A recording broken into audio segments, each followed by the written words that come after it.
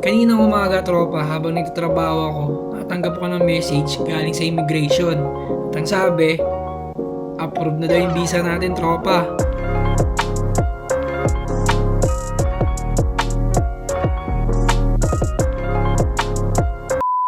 Yo tropa, what's up? So good news tropa, na-approve na yung apply natin ng E7-4. Nung ano kasi tropa, July 6, may natanggap akong message.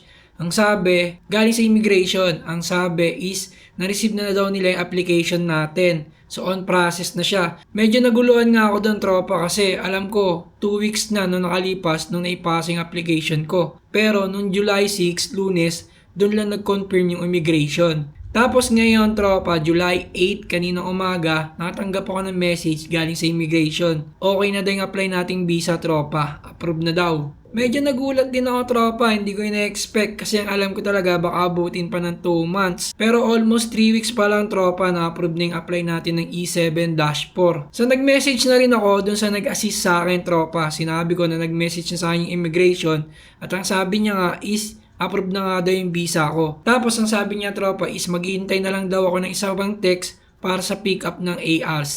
Kasi kailangan na nga palitan yung ID ko tropa kasi ang nakalagay sa ID ko is E9 visa pa. So ang mangyayari niyan tropa, yung susunod na text sa akin is for pick up na ng ARC. So medyo mabilis yung naging approval sa visa natin tropa. Medyo hindi ko rin na-expect yun. Talagang ang ine-expect ko ay maghihintay talaga ako ng 2 buwan. Ngayon, di ko lang alam kung gaano katagal yung susunod na text para sa pick up ng ARC. So ngayon, yun yung iintayin naman natin tropa for pick up na ng ARC.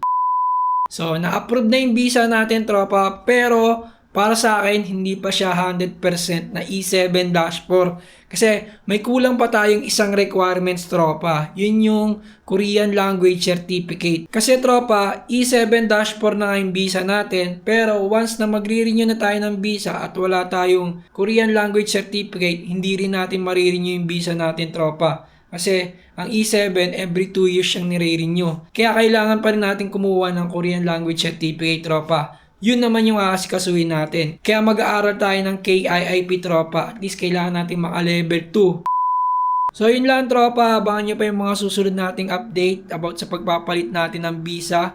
50% E7-4 pa lang tayo tropa. Hindi pa tayo 100% na E7. So meron pa tayong isang requirements na kailangan makuha. Yun lang tropa. Let's go!